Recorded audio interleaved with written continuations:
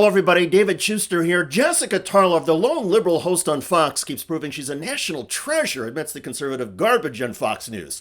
Tarlov just shamed her right-wing colleagues in epic fashion on live television. The issue involved the deportation and indefinite imprisonment of Kilmar Abrego Garcia. The Department of Justice admits his deportation to a jail in El Salvador was a mistake, and the U.S. Supreme Court, by a 9-0 ruling, said the Trump administration should facilitate Garcia's release. But the Trump administration is refusing, and conservatives, including Fox's Jeanine Pirro, keep citing an unproven claim about Garcia by a disgraced law enforcement officer. Tarlov is hitting back. Watch.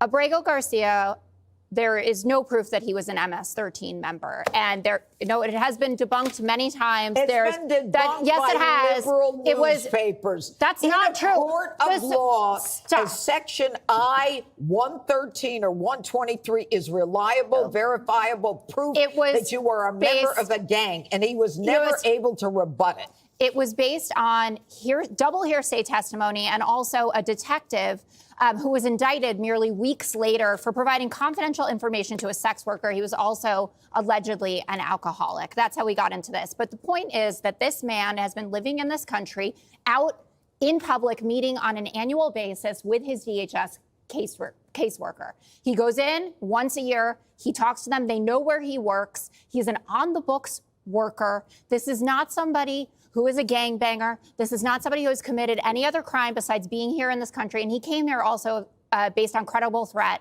of being murdered by a gang at home who was threatening his entire family. Facts. Tarlov calmly but firmly cited facts, and Jeanine Pirro couldn't say a word. Because when the make-believe nonsense of Pirro and other conservatives gets stacked up against reality and the truth, the Trump talking points fall apart. Tarlov wasn't done humiliating the Fox conservative. She pointed out that under the very law the Trump administration is citing, the 1790s Alien Enemies Act, people in America from a country at war with the United States are still required to receive due process before being deported or imprisoned. This has always been the case under the law, including during World War II. Under the Alien Enemies Act, you deserve due process. And that's what the Supreme Court ruled. And if you go back to World War II, when we were invoking this same act, that people who were here undocumented from Japan, from Germany, from Italy, were allowed to go into a court where they could argue that they weren't a danger to this nation. Abrego Garcia was not afforded that right to come into court and to argue as to why he should not be deported. And it is not the same thing to deport someone to their home country as to send them to a prison. Well, then, you know that. First of all, the 9-0 decision by the Supreme Court held that the judge was wrong to think that she or he could enjoin the whole nation and dictate to a president international policy. Facilitate his return. No. The facilitation, as the Attorney General herself said, was that if they decide to return him. Actually, the U.S. Supreme Court ordered the Trump administration to facilitate Garcia's return from El Salvador. And the Trump administration has facilitated other migrant returns from El Salvador, merely by asking the El Salvadoran government and President Bukele for release. But the Trump administration is not asking in Garcia's case and is thereby defying the U.S. Supreme Court. The reason that Democrats are talking about the fact that anyone could, quote unquote, be disappeared is that you can see a full-blown constitutional crisis playing out in front of our eyes. The Supreme Court ruled 9-0 that he had to be returned. President Bukele is lying when he says that he can't get him back. We know that he can return people because he returned people from the original shipment. There were women that were sent there, and he said, oh, no, you shouldn't be here. And there were some Venezuelans that he didn't want. He said, okay, you shouldn't be here, and he shipped them on back. They think that it's funny. Getting that hot mic moment where Donald Trump and the El Salvadorian president are talking, they're kind of loitering around at the front of the Oval Office, where they're joking about, like, oh, wouldn't it be great if you could take our homegrown ones? You cannot legally send Americans to an El Salvadorian prison camp, no matter what they have done. Senator Kennedy was on our air earlier this afternoon with Sandra and John and said as much. Whether or not you agree with the president's suggestion of sending U.S.-born, U.S. citizens accused and who have committed crimes to notorious prisons like the one in El Salvador.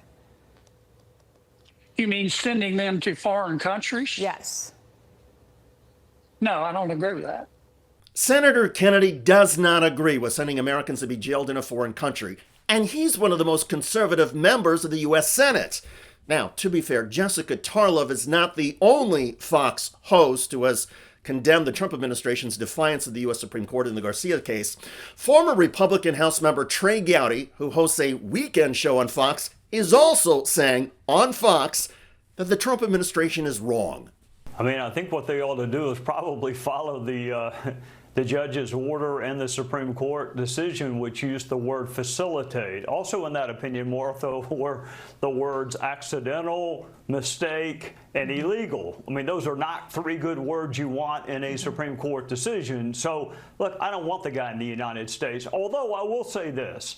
If the press secretary's facts are right, it should be a pretty easy conviction. And do I have more confidence in U.S. prisons or El Salvadorian prisons? U.S. prisons. I don't know if you remember Pablo Escobar or not in Colombia, but that was more like the sanctuary at Kiowa or the Ritz-Carlton. That's not a real prison. So I have more confidence in U.S. prosecutors. I have more confidence in the U.S. prison system.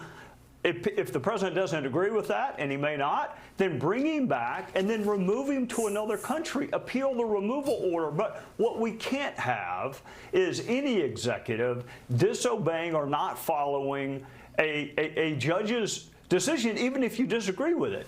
Gowdy underscored that the solution to all of this is simple and easy.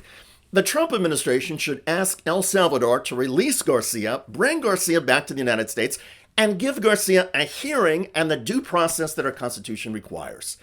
If the Trump Justice Department has evidence that Garcia is a terrorist or gang member, they should present that evidence in court. And if the evidence is clear, a judge will then rule that Garcia can be deported. But for the Trump administration to simply bypass the Constitution and defy the U.S. Supreme Court, that is outrageous. And don't take my word for it, or Jessica Tarlov's or Trey Gowdy's.